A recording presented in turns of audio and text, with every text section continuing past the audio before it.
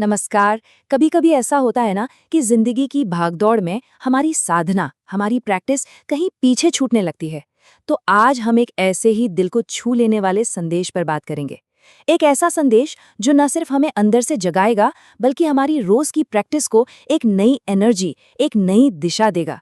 चलिए साथ मिलकर इस संदेश की गहराई में उतरते हैं। तो इस पूरे संदेश का दिल, उसकी आत्मा, वो है ये एक छोटा सा लेकिन बहुत ही गहरा दोहा। ये सिर्फ शब्द नहीं है, ये तो विश्वास और सुरक्षा का एक पूरा समंदर है जिसमें आज हम सब गोता लगाने वाले हैं। और इसी नींव पर आप कह सकते हैं अटल विश्वास की पूरी इमारत खड़ी होती है। अब हर बड़ी बात के पीछे, हर गहरे ज्ञान के पीछे एक कहानी होती है ना? तो ये समझने के लिए कि ये इतना गहरा संदेश आया कहाँ से, चलिए थोड़ा पीछे चलते हैं, उस पल में जब इसे पहली बार साझा किया गया था। संदेश की शुरुआत होती है एक बहुत ही प्यारे, बहुत ही चिंता से भरे आश्वासन के साथ। मैं बिल्कुल ठीक हूँ। देखिए, ये एक छोटा सा वाक्य है, पर ये हमें सीधा एक पर्सनल लेवल पर जोड़ देता है।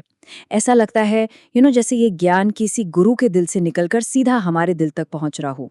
और जानते हैं दिलचस्प बात क्या है? ये जो आध्यात्मिक सलाह है, ये एक बहुत ही मानवीय, बहुत ही आम सी स्थिति से जुड़ी हुई है। डॉक्टरों ने दवाओं में कुछ बदलाव की वजह से कुछ सावधानियां बरतने की सलाह दी थी। ये बात हमें कितनी खूबसूरती से याद दिलाती है ना, कि जो सबसे गहरा आध्यात्मिक ज्ञान होता है ना, वो कहीं आसमान से नहीं टपकता, वो हमारी रोजमर्रा की जिंदगी के इन छोटे मोटे पलों से ही निकल कर आता है। चलिए अब बात करते हैं इस संदेश के सबसे बुनियादी सिद्धांत की, मतलब उस चट्टान की जिस पर हर साधक का विश्वास टिका होना चाहिए। तो एक बार फिर से इस कमाल के दोहे पर आते हैं, पर इस बार ना इसके असल मतलब को अपने अंदर उतारने के लिए। ये सिर्फ कोई उम्मीद नहीं है, नहीं, ये तो एक घोषणा है, एक ऐलान। एक ऐसा ऐलान जो कहता है कि हर साधक भगवान की सुरक्षा के एक ऐसे किले में है जिसे कोई भेद नहीं सकता। तो सवाल ये है कि इसका असल में मतलब क्या है हमारे लिए? मतलब सीधा सा है कि जब कोई उस ईश्वर की, उस परमात्मा की शरण में है, तो फिर पूरी दुनिया की ताकत मिलकर भी उसका कुछ नहीं बिगाड़ सकती। और ये सिर्फ प्रोटेक्शन की बात नहीं है, ये उस गहरी शांति की बात है जो हमारे अंदर के हर डर को खत्म कर देती है। ठीक है, तो हमने इस अटूट विश्वास को अपने दिल में बसा लिया, पर अब आगे क्या? अब एक्शन क्या लेना है? कर्म का रास्ता कौन सा है? और बस यहीं पर ये पूरा संदेश एक बहुत ही खूबसूरत मोड़ लेता है। ये अंदर के विश्वास से बाहर के मिशन की तरफ जाता है। मतलब ये ज्ञान सिर्फ अपने तक रखने के लिए नहीं है, नहीं, ये तो एक जलती हुई मशाल की तरह है जिसे हमें आगे बढ़ाना है, दूसरों का रास्ता रोशन करना है। और ये मिशन टिका है दो बहुत ही सीधे लेकिन जबरदस्त कदमों पर। पहला कदम, आप जपें, मतलब पहले खुद साधना करें, खुद को उस दिव्य ऊर्जा से चार्ज करें। और फिर दूसरा कदम, औरों को जपावें, यानी जो रोशनी मिली है उसे दूसरों में भी बांटें, उन्हें भी प्रैक्टिस के लिए इंस्पायर करें।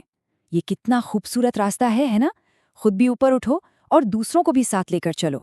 तो जब हम इस रास्ते पर चलते हैं, तो ये रास्ता हमें आखिर ले कहाँ जाता है? ये हमें एक आखिरी और सबसे बड़े वादे की तरफ लेकर जाता है। और वो वादा ये है, नानक निश्चय मुक्ति पावे। ध्यान दीजिए, ये कोई शायद या हो सकता है वाली बात नहीं है। ये एक पक्का डिवाइन एश्योरेंस है कि जो भी इस दो तरफा रास्ते पर ईमानदारी से चलेगा, उसे मुक्ति, वो परम लक्ष्य मिलकर ही रहेगा। समझ लीजिए, ये इस पूरी यात्रा का अल्टीमेट रिवॉर्ड है।